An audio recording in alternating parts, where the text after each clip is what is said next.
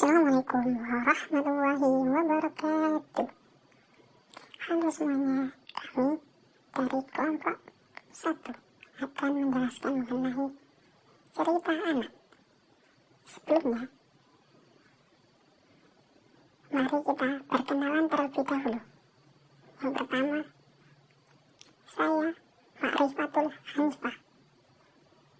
Kedua, Rizky Wantoro. Dan yang ketiga, Citra Ika Prasetya. Baik, kita memasuki pada poin yang pertama, yaitu ciri-ciri cerita anak. Ciri-ciri cerita anak ini terbagi atas dua bagian, yaitu ciri-ciri anak secara umum dan ciri-ciri cerita anak secara spesifik. Kita bahas yang pertama dulu, yaitu ciri-ciri cerita anak secara umum. Yang pertama adalah bahasa yang digunakan haruslah sesuai dengan tingkat perkembangan bahasa anak. Yang kedua, isi ceritanya haruslah sesuai dengan tingkat umur dan perhatian anak. Yang ketiga, hendaknya jangan diberikan cerita yang bersendikan politik, tetapi mengutamakan pendidikan, moral, dan pembentukan watak. Selanjutnya, ciri-ciri cerita anak secara spesifik. Yang pertama yaitu bentuk penyajiannya. Yang kedua, bahasa yang digunakan. Yang ketiga, cara penuturan. Yang keempat, tokoh, penokohan, latar, plot, dan tema. Baik, selanjutnya saya akan menjelaskan mengenai bentuk-bentuk cerita anak. Cerita anak memiliki bentuk dan jenis yang beragam menyesuaikan dengan perkembangan zaman. Jika menilik dari sisi perkembangannya, maka jenis cerita anak dapat dikategorikan menjadi dua jenis. Yang pertama, sastra anak tradisional, dan yang kedua, sastra anak modern.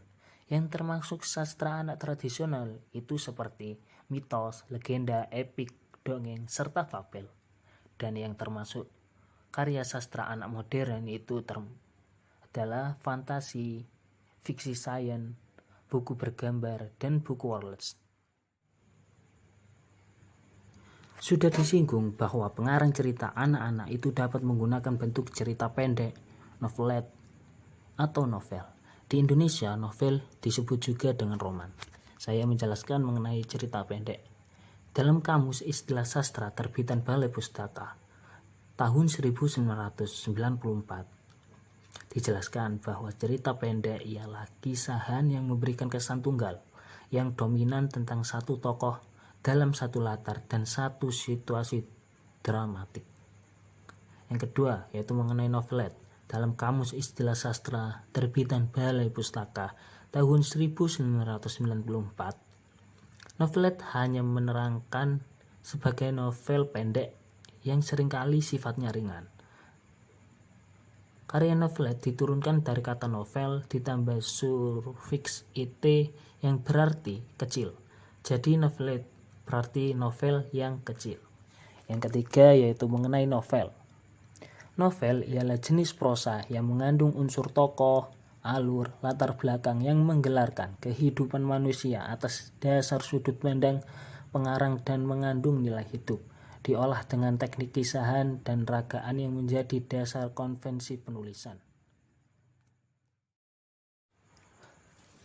Selanjutnya yaitu mengenai cerita anak.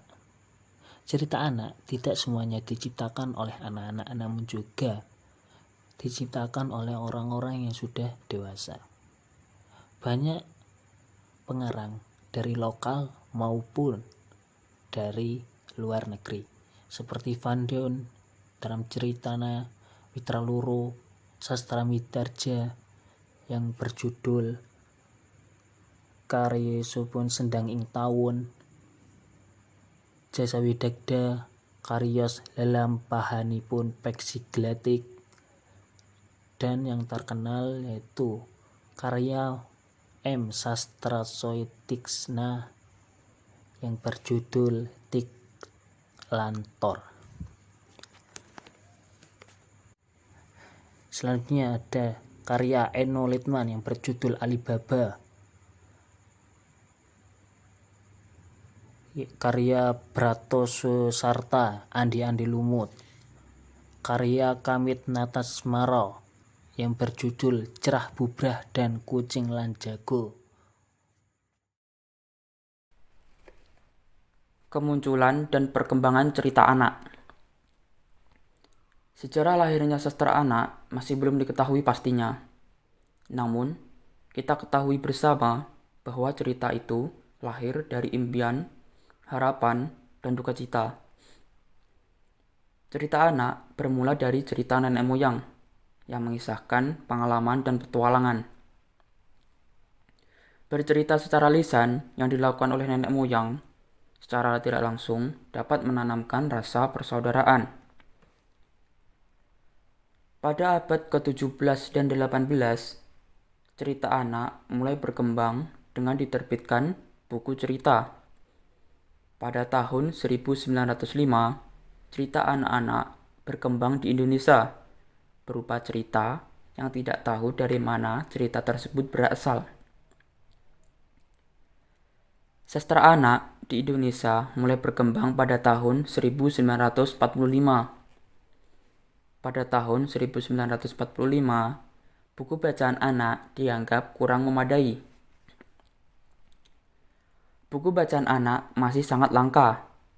Kemudian, cerita anak yang berkembang pada abad ke-20, khususnya di Indonesia, juga masih terbilang cukup tertinggal di antara negara-negara lainnya. Cerita yang berkembang hanya masih banyak mengangkat cerita-cerita legenda daripada cerita fantasi.